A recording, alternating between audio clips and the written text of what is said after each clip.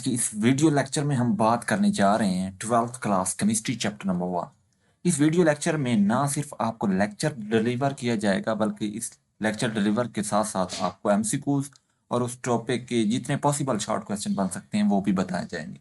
अगर कोई long question बनता हुआ हो तो वो भी बताया जाएगा। तो आज हम शुरू करते हैं chapter number 1 that is called as the product classification of elements and periodicity, यानी प्रोडक्ट टेबल की क्लासिफिकेशन को स्टडी करना प्रोडिसिटी कहलाता है। ठीक है, इसको हम देख लेते हैं। सबसे पहले हम इसका हिस्टोरिकल बैकग्राउंड देखेंगे।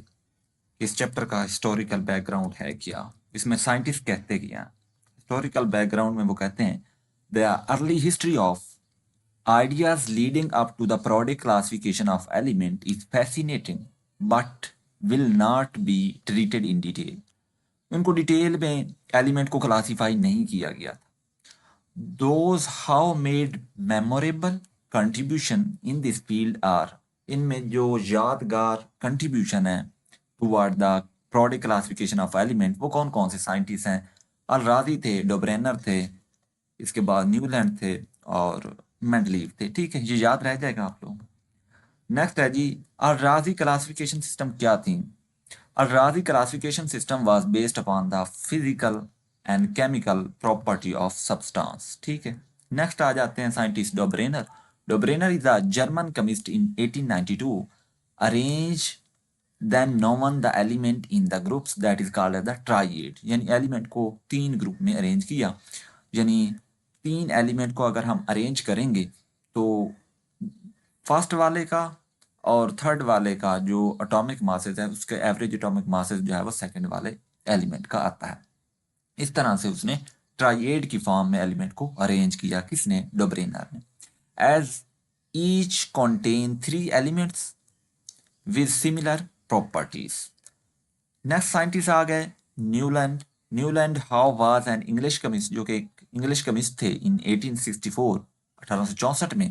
क्लासिफाइड द 62 एलिमेंट, इसने कितने एलिमेंट को क्लासिफाई किया? 62 एलिमेंट को। No one at that time, उस वक्त 62 एलिमेंट ही थे जिनको वो क्लासिफाई कर पाए और उस वक्त इतने ही एलिमेंट के बारे में उनको पता था।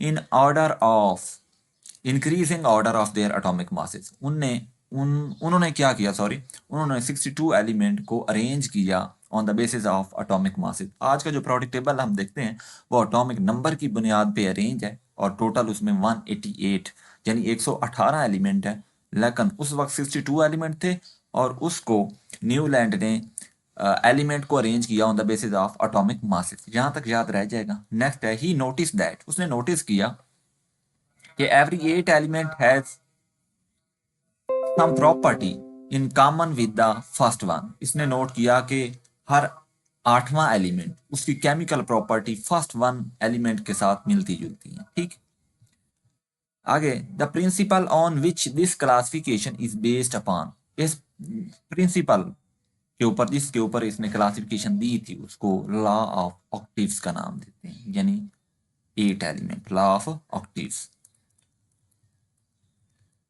आगे भी हम देख लेते हैं। इन 1871 रशियन कमिस्ट आए जिसका नाम डेमेट्री मेंडलीव था। इसने मोर यूजफुल और comprehensive scheme the for the classification of element को क्लासिफाई करने की। ठीक, इसने क्या किया? इसने किया कि he presented the first regular product table. ने पहला रेगुलर प्रोडक्ट टेबल प्रेजेंट किया जिसमें क्या हुआ, element of the similar chemical properties are arrange in the 8 vertical column, उसको हम ग्रुप्स कहते हैं। और अगर हॉरिजॉन्टल रो होंगी तो उसको हम पीरियड्स का नाम देते हैं। हॉरिजॉन्टल रो इस तरह से, जिस तरह से आप पेज के ऊपर एक लाइनें लगाते हैं विद द हेल्प ऑफ फुट्टा पैमाना, तो ये हॉरिजॉन्टल रो कहलाती हैं, तो ये पीरियड होंगे प्रोडक्ट टेबल। और अगर आप इस तरह से देखें, ये वर्टिकल लाइन में देखें तो वो ग्रुप्स कहलाती हैं। तो प्रोडक्ट टेबल में 7 पीरियड्स हैं और 18 ग्रुप्स हैं, ये याद रख लें, याद कर लें। आगे Mendeleev also started by arranging the element in ascending order of their atomic masses and found that elements have same chemical properties appeared at regular intervals। The significant observation was called periodic law.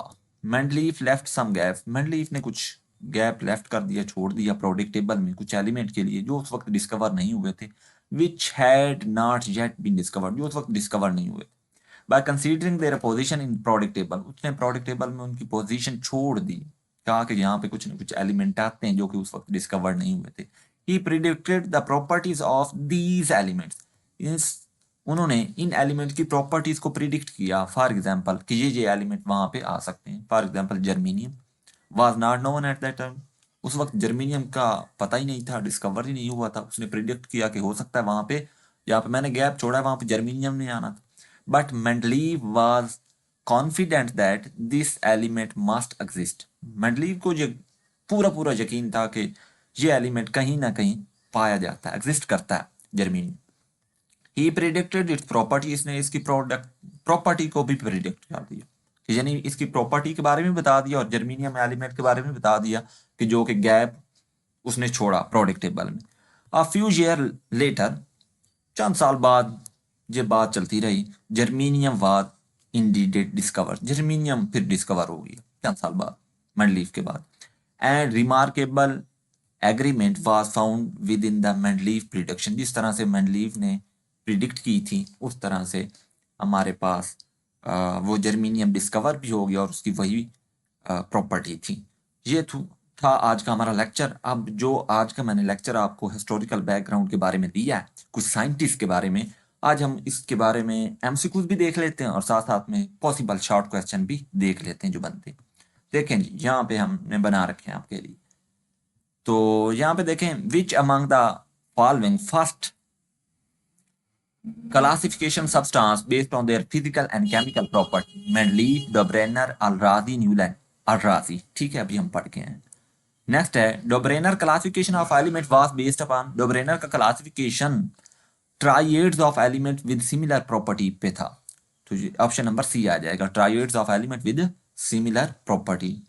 MCQ number 3 है, in which year did Dobereiner introduce the concept of triad, किस साल में डोब्रेनर ने ट्राइएड्स का concept introduce करवाया था? तो 1829, ये याद रखिएगा एमसीक्यूज के लिए बहुत इंपॉर्टेंट है। Who propose the law of octaves, किसने लॉ ऑफ ऑक्टेव्स को प्रपोज किया? तो वो थे न्यूलैंड सॉरी।